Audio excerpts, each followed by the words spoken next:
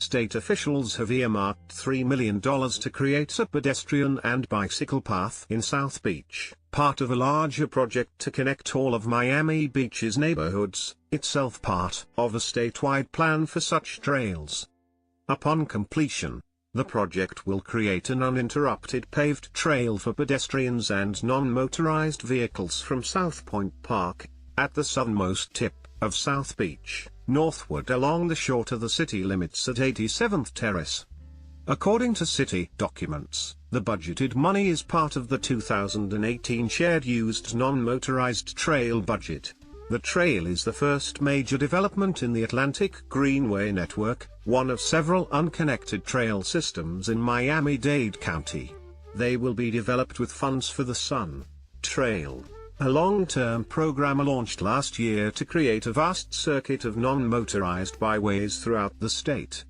This project will provide safer opportunities for bicyclists and pedestrians, Miami Beach City Manager Jimmy Morales wrote in a letter to the Mayor and City Commission this summer. To date, the Greenway network is the most expensive Sun Trail-related construction in their county. The goal of the Sun Trail, according to Florida Department of Transportation documents, is to create a connected circuit of trails throughout the state. The project is funded through a recurring $25 million annual budget derived from new vehicle registration fees.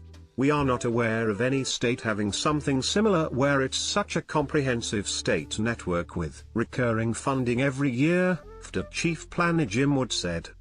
It's many hundreds of miles and represents projects from all over the state, so it's a large network and there is no horizon date for when it would be completed.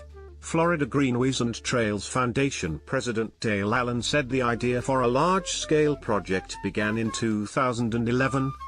He and members of his organization started to meet with elected officials to let them know about the multitude of unconnected regional trails built and maintained by local governments.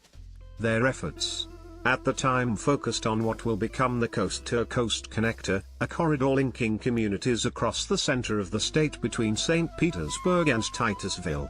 Another trail, the St. Johns River 2C Loop, will link communities between Titusville, St. Augustine, Palatka, and Barry, according to state documents. We showed them that an incredible opportunity existed and that if we closed 7 gaps between 14 existing trails we could create, for the first time ever, a long-distance trail, completely off-road, all the way across Florida, he said. As the idea gained momentum, Allen said, other groups became involved and offered support, including Metroplan Orlando, the Central Florida MPO, Bike Walk Central Florida and the East Coast Greenway Alliance, a non-profit organization advocating for a 3,000-mile protected biking and walking route from Florida to Maine. The more success we have and the more trails we put into the ground, the more valuable the project becomes, said Paul Haight, Florida coordinator for the ICA. Trails are a big part of urban redevelopment, and in Florida in particular you have a lot of the older cities that were really big in the 50s and 60s, and a lot of those downtowns are now abandoned as cities sprawl. The benefits are pretty widespread.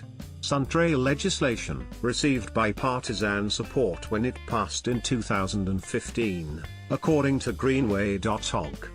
The bill was sponsored by Senator Andy Gardner, Orlando, who was serving the last year of his term.